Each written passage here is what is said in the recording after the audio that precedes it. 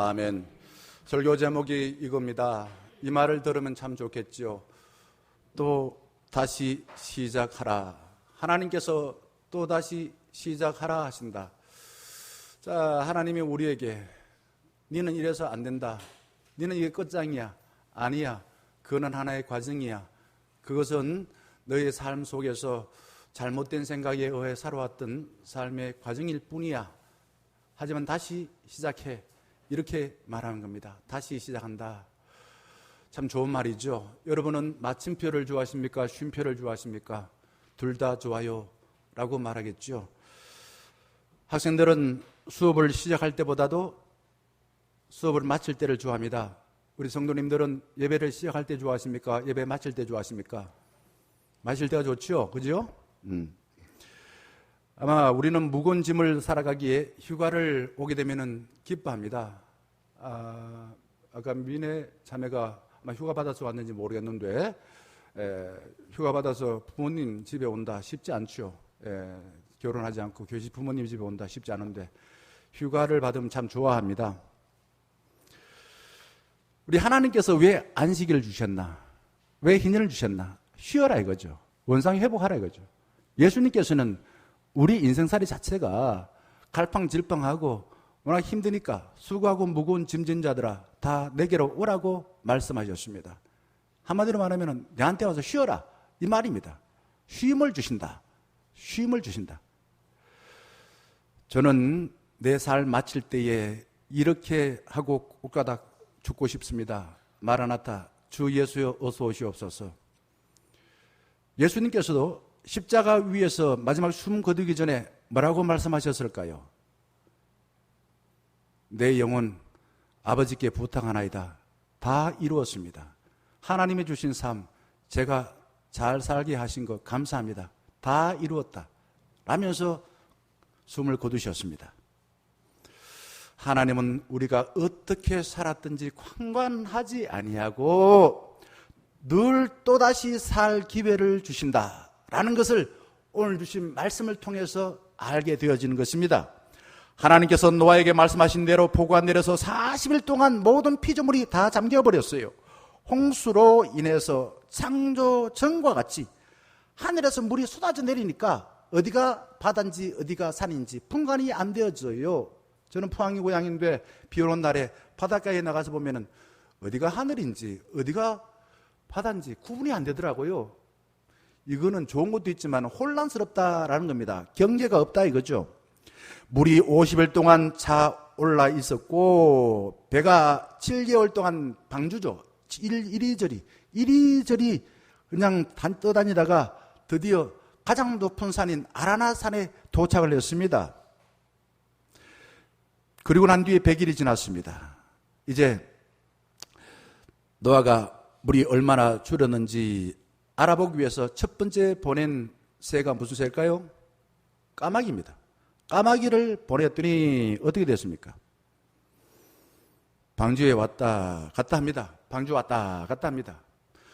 왔다 갔다. 뭔가 이게 앉을 데가 없다 이거죠. 그 다음에 다시 이번에는 뭘 날려보냈습니까?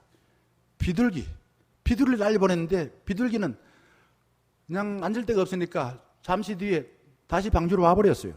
또 다시 7일 뒤에 비둘기를 날려보냈더니 이번에는 올리브잎, 감람나무 잎이라고 해요. 감람나무 잎, 새 잎을 물고 왔습니다.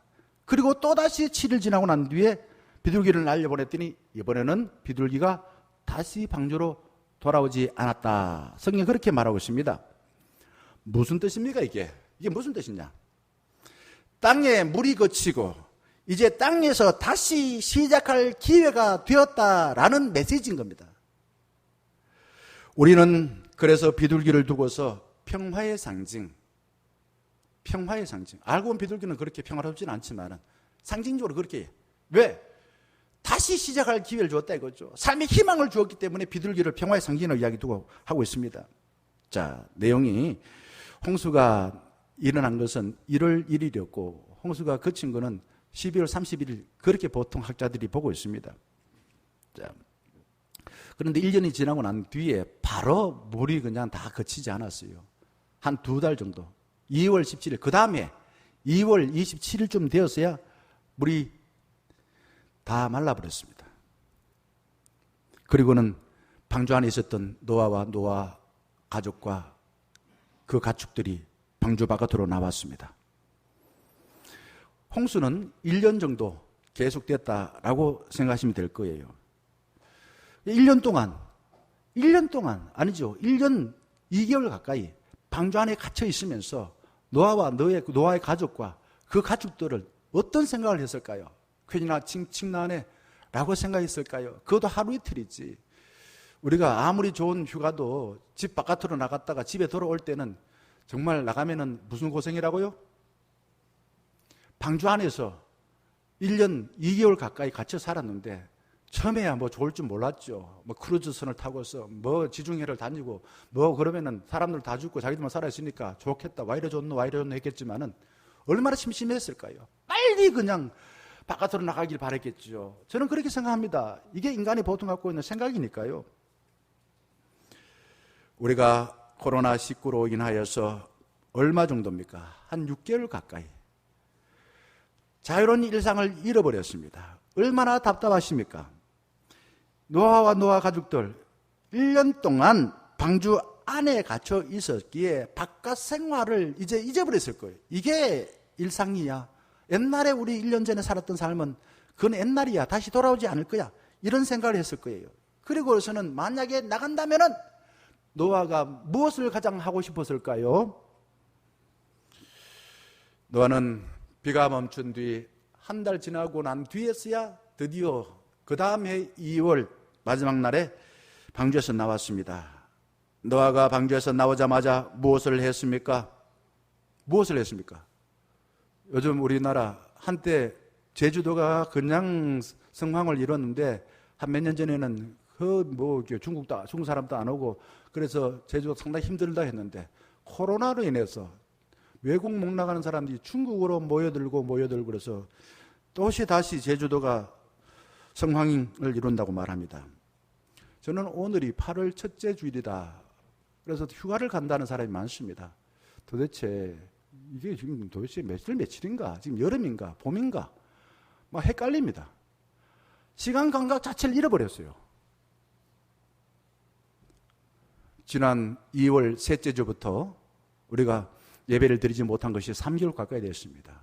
다시 이렇게 마스크를 끼고서 겨우 대변 예배를 드리고 있습니다. 6개월가량 이전에 자유롭게 지냈던 일상을 멈추고 나니까 계절 감각, 시간 감각을 잃어버려가고 있습니다. 집에서 가족들이 영화를 보는 사람이 많고 오락 프로그램, 오디션 프로그램들이 아주 각광을 받고 있습니다.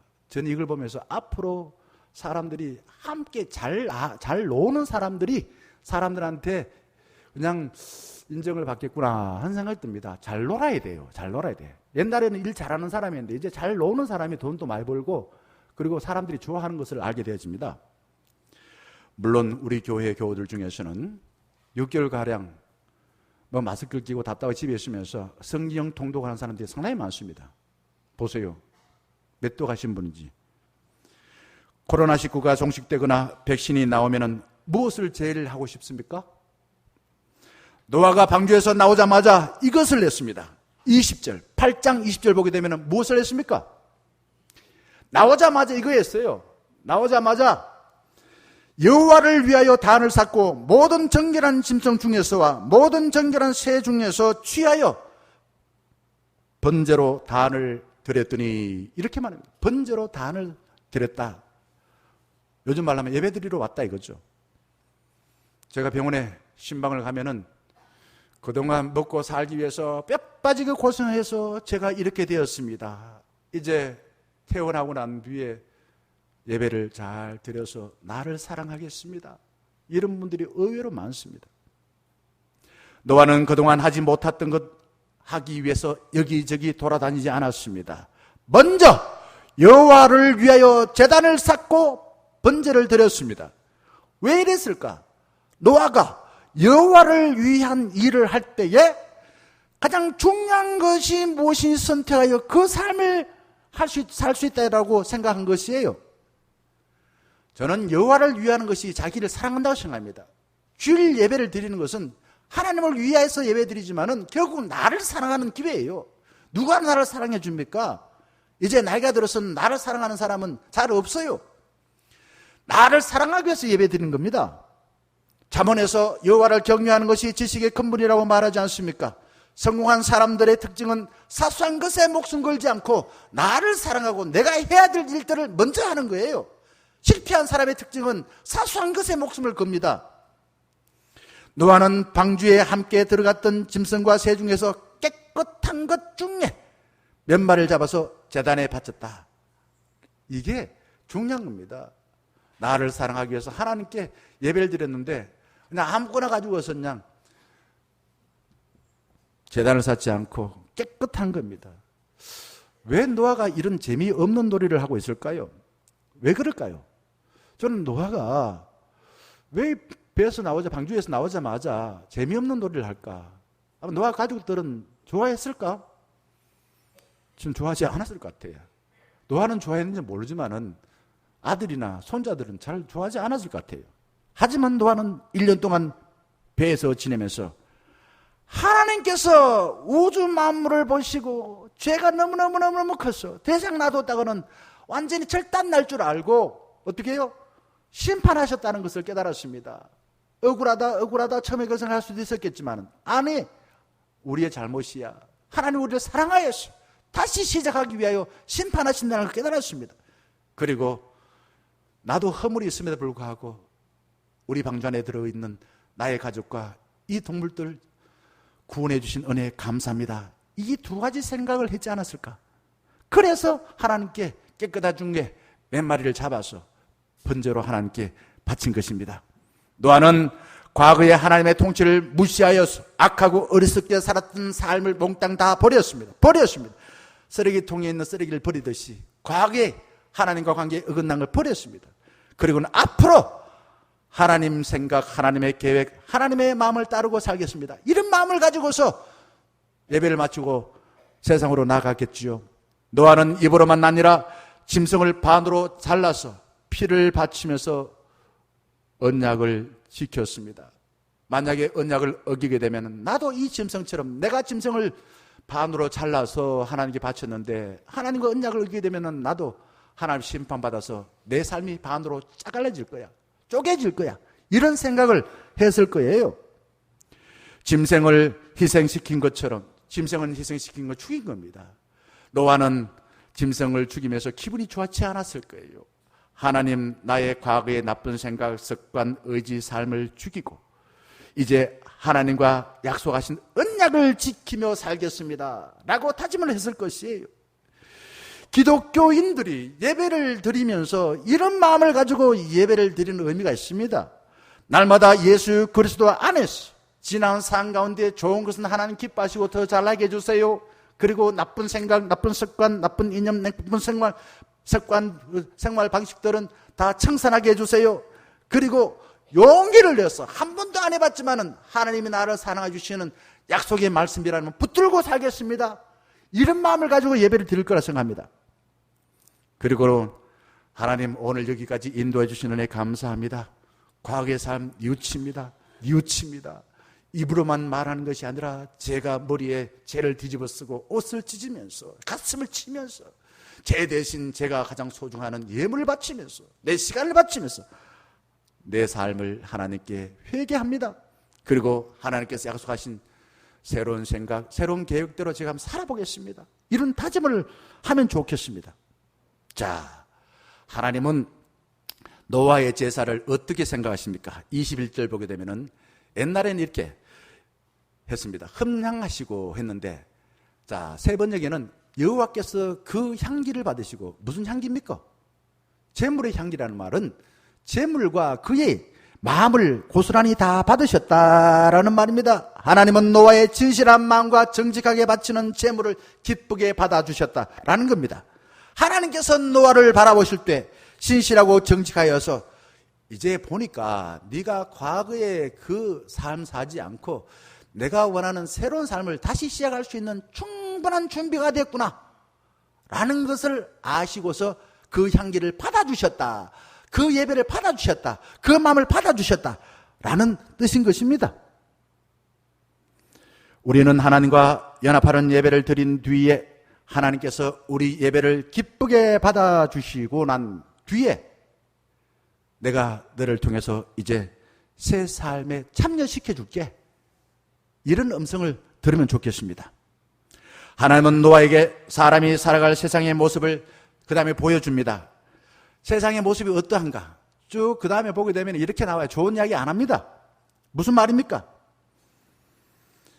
우리가 구원받아도 자기 중심적인 것, 하나님을 주인 삼아 살아가기보다도 내 자신이 주인 삼아서 살려 하는 이런 삶과, 또 내가 한 일에 대해서 책임지지 않은 무책임한 책임, 내가 잘못한 것에 대해서 남 탓하려 하는 것, 다른 사람의 필요를 채워주기보다도 나의 유익을 위해서 남을 이용하려는 것, 이런 것이 계속 앞으로도 일어날 거야.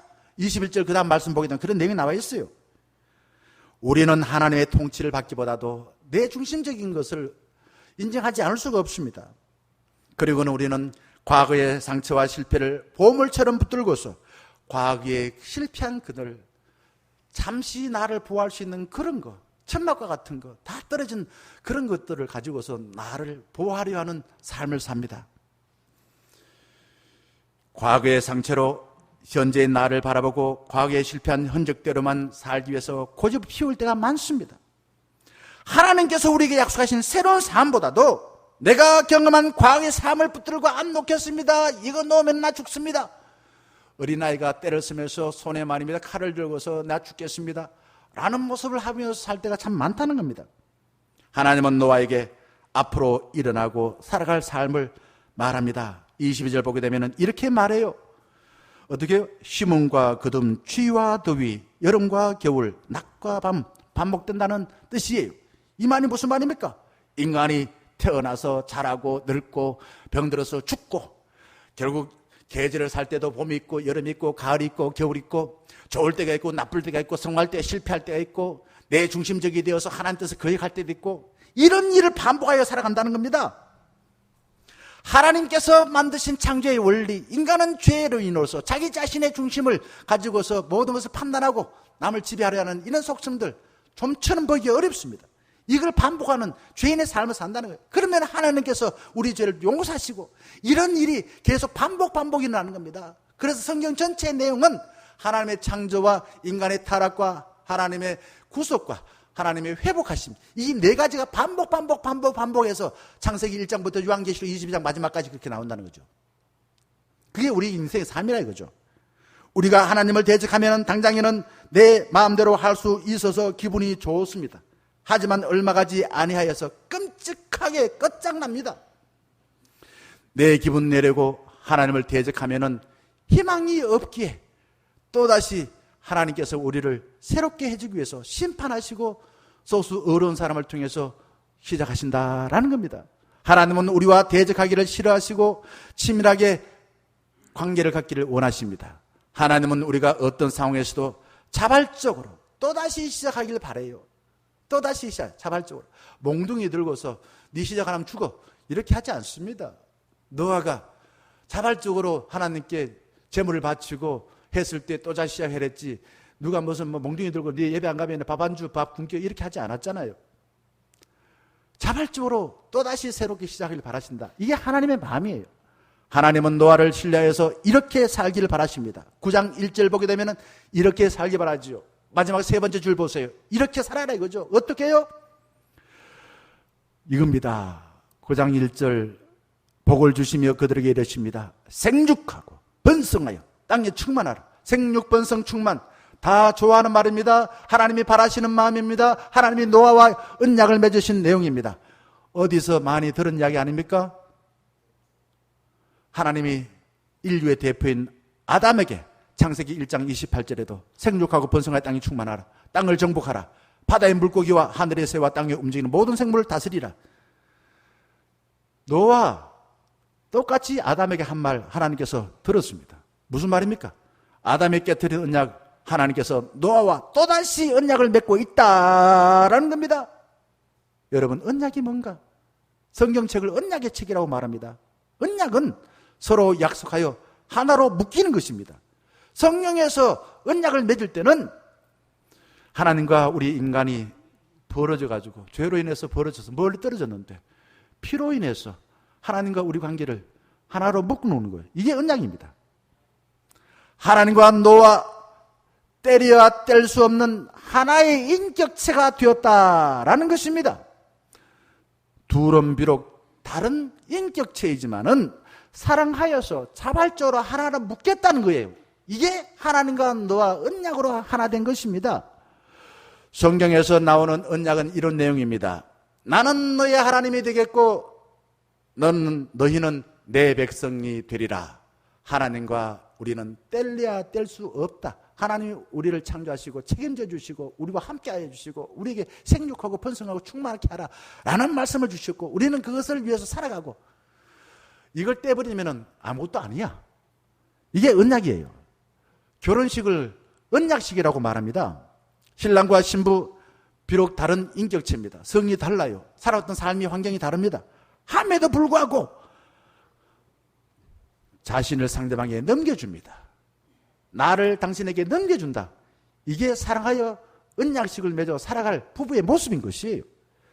자신의 몸과 마음을 약속한 부부가 아닌 다른 사람에게 넘겨주는 것을 죄라고 말합니다. 언약은 법적으로 확실한 증거이기에 어기게 되면 내가 벌을 받아야 돼요. 내가 손해인 것입니다. 하나님께서 노아를 사랑하고 신뢰하여서 하나님께서 언약의 주권을 행사합니다. 하나님께서 일방적으로 노아에게 네가 이렇게 살아라. 생육하고 번성할 땅이 충만하게 살아라. 그리고 모든 식물들을 아담에게 준 권리처럼 다스리는 통치하는 권리를 가지고 살아라. 하나님이 일방적으로 언약을 맺었어요. 보통 사람관계는 쌍방간의 언약인데 하나님은 일방적으로 맺었지만 그 언약의 약속은 쌍방간, 하나님과 인간의 쌍방간에 맺어진 언약이다 라는 의미가 있습니다. 하나님은 6장에서 노아와 이미 언약을 맺었는데 홍수로 심판한 뒤에 또다시 언약을 맺고 있습니다. 9장에 언약이라는 말이 몇 번 나오느냐 제가 세어보니까 7번 나와요. 9절, 11절, 12절, 13절, 15절, 16절, 17절. 하나님은 노아에게 맺은 언약은 생육하고 번성하고 땅에 충만하는 것입니다. 하나님께서 역사를 기획하시고 진행하시고 책임져 주신다라는 그런 뜻입니다. 하나님은 창조 사역을 확장하는 일에 누구를 동참시킨다고요? 노아를 동참시킵니다. 노아를 내가 너에게 이제는 생육하고 네가 살아있는 동안에 내가 말한 거 모든 생물들 네 마음에 드는 사람한테만 잘해주는 게 아니라 모든 생물들에게 생육하고 번성하고 땅에 충만하게 하라. 그 일에 내가 힘을 주고 내가 도와줄게. 네가 내 일에 참여해라. 하나님은 노아를 참여시킵니다. 하나님께서 우리를 왜 구원해 주셨을까요? 왜 우리를 구원해 주셨습니까? 왜 우리를 하나님의 자녀로 삼아 주셨을까요? 하나님의 창조의 사역에 동참시키기 위해서 우리를 참여시킨 것입니다.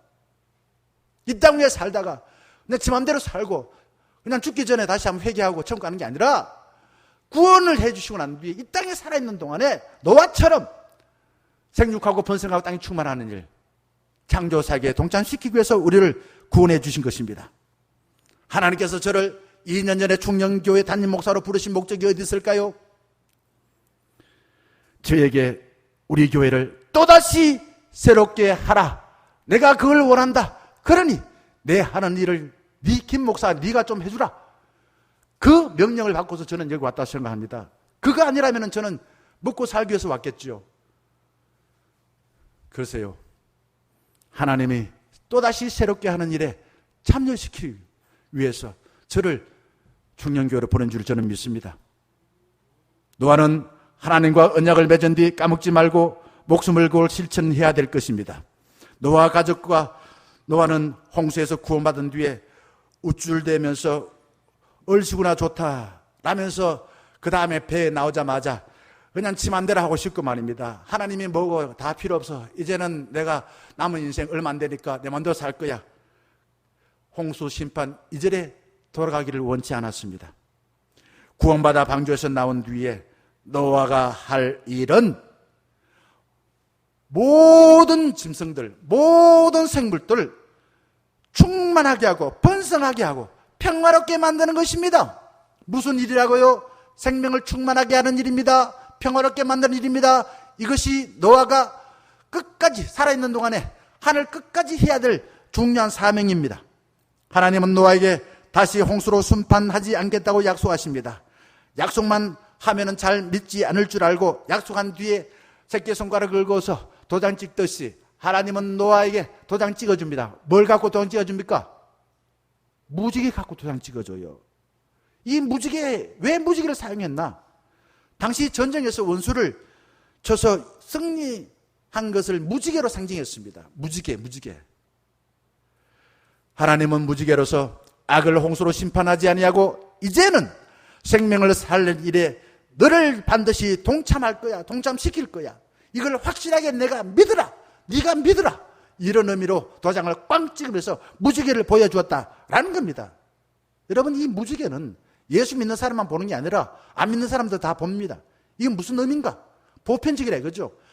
노아가 할 일은 예수 믿는 사람들의 생명만 충만하게 하는 게 아니라 안 믿는 사람들, 그리고 동물들, 식물들의 생명도 충만하게 하는 그런 생명에 충만하는 것을 보편적으로 누구에게나 다 그렇게 하도록 해라, 그런 뜻입니다. 그리고는 어떤 사람도 네 입맛에 맞게, 내하고 친한 사람은 잘해주고 아는 입맛 안 맞는 사람들은 그냥 혹독하게 대하고 그러지 말고 모든 사람을 평화롭게 대해라, 이런 뜻이에요. 노아는 생명을 충만하게 하고 평화롭게 살라는 하나님의 말씀을 가슴에 새겼습니다. 그리고 의지를 가지고 실천하려고 부단히 애를 쓰고 썼어요.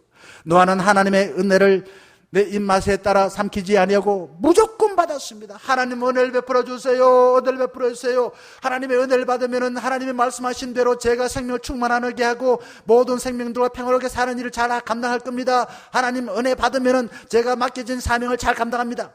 이거예요. 하나님이 주신 은혜를 가지고서 내가 해야 될 일 다 할 수 있다 이거죠. 그러니 하나님의 은혜를 잘 받아야 돼요. 받는 자만이 하나님 맡겨진 생명을 충만케 하고 평화를 이루는 삶을 살아갈 수가 있다라는 것입니다.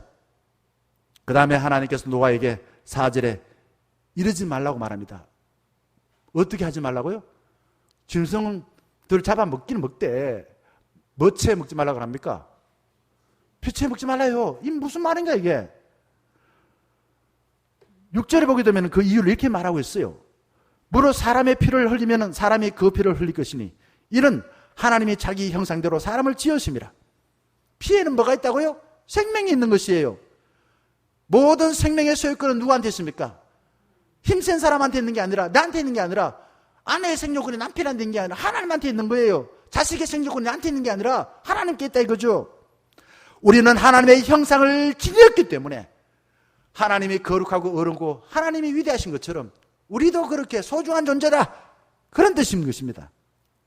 그러니 하나님께서 맡겨주신 나 자신의 삶과 타인의 생명을 함부로 훼손할 수가 없습니다. 내 기준에 따라서 피부 색깔이 다르다고 남자 여자 성차별을 하면 안 되고, 서로 민족이 다르다고 직업이 다르다고 재산이 다르다고 판단하여 차별하지 말란 뜻이에요. 그런데 이 세상은 끊임없이 혐오하고 희롱하고 폭력을 행사하고 폭언을 내뱉고 고문하고 자기 마음대로 낙태하고, 그러면은 이것이 결국은 하나님이 생명의 소유인 주인이신데, 생명을 가지신 주인이신데 하나님께 도전하는 행위다. 우리 기독교는 그렇게 고백을 하게 되집니다. 무슨 말입니까? 예수님 말씀대로라면 이웃을 내 몸처럼 사랑하라는 말입니다. 사랑해야지. 그들을 함부로 대하고 생명을 충만하게 해야지. 그들과 평화롭게 살아야지. 그게 사랑하라는 뜻이에요. 여러분, 생명이라는 게 우리 인간은 현대 사회를 살면서 이렇게 생각을 해요.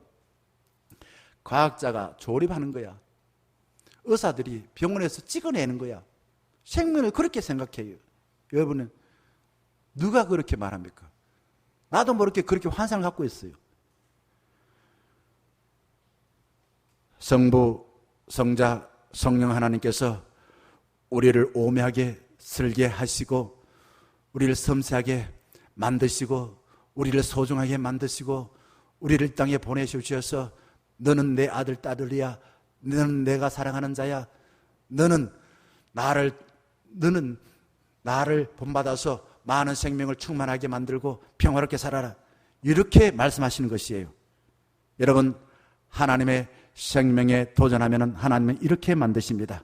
5절 말씀, 내가 반드시 너희 피 곧 너희 생명의 피를 찾으리니 짐승이면 그 짐승에게서, 사람이나 형제이면 그에게서 그의 뭘 찾는다고요? 생명을 찾으리라. 이게 무슨 말입니까? 이게 이제 탈이연법이에요.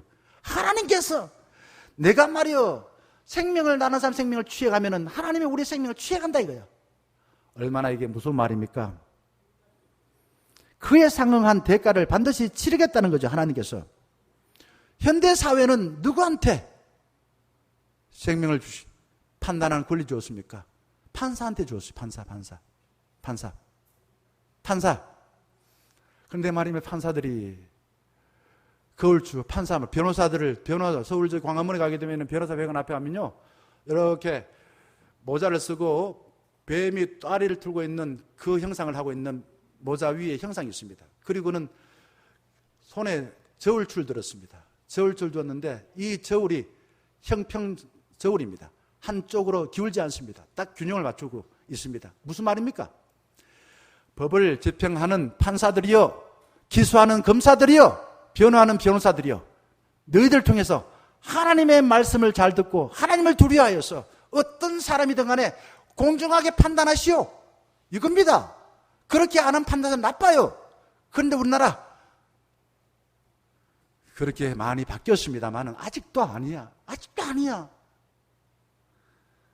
자기가 하는 일은 다 옳다고 생각해. 그게 교만입니다.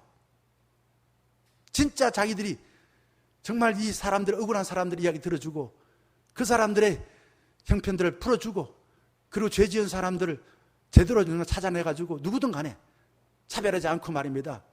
그 사람의 죄를 판단합니까?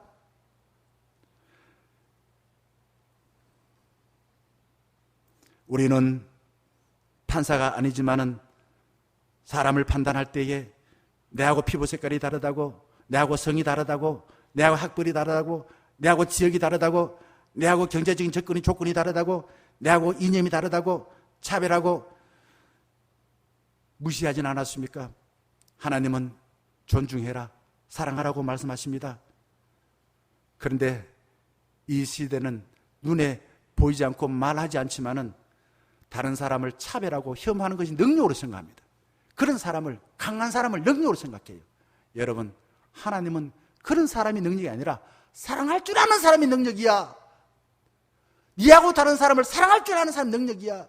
예수님께서는 죄가 없으신데 죄인을 위해서 사랑하여서 십자가에 돌아가시지 않았습니까? 하나님이 가장 간격이 넓은 죄인을 위해서 십자가에 죽으셨어요. 그러니 우리에게도 니하고 다른 사람 한 사람의 사랑해봐라, 그렇게 당부하고 계십니다. 하나님은 우리에게 모든 피조물을 생육하고 번성하고 충만하라고 했는데 그게 무슨 뜻입니까? 아이를 많이 낳으라는 뜻입니까? 돈을 많이 벌라는 뜻입니까? 세상에서 성공하라는 뜻입니까? 허구한 날 외국에 놀러 다니라는 뜻입니까? 인간이 하는 모든 일은 완벽하지 않고 늘 음지와 양지가 있습니다. 문명이 발전하면은 자연 생태계가 저절로 파괴될 수밖에 없습니다. 우리는 기계 문명에 의해서 참 편리하게 살아가고 있습니다. 그렇게 편리하게 살면 살수록 우리가 살아가고 있는 이 자연 생태계 기후는 점점점 살 수 없는, 사람이 살 수 없는, 생명이 살 수 없는 나쁜 곳으로 바뀌게 되어집니다. 유럽의 선진국은 탄소 제로 운동을 펼칩니다. 내가 전기를 쓰긴 쓰되 우리 집에서 태양열이라든지 발전시켜서 쓸 뿐이지 내가 쓰는 것을 통해서 공기를 오염시키지 않겠다는 거예요. 사랑하는 중년가족 여러분, 우리는 또다시 이렇게 시작하면 좋겠습니다. 살아 계시는 동안에 우리의 오장육부를 아시는 하나님께서 기뻐하시는 진실하고 정직하게 예배를 드리셔서 우리를 신뢰하여 맡겨주신 모든 피조물들의 생명을 충만하게 만드시고 세상을 평화롭게 만드는 일에 참여하기를 주의 이름으로 간절히 축원합니다. 함께 찬송합니다.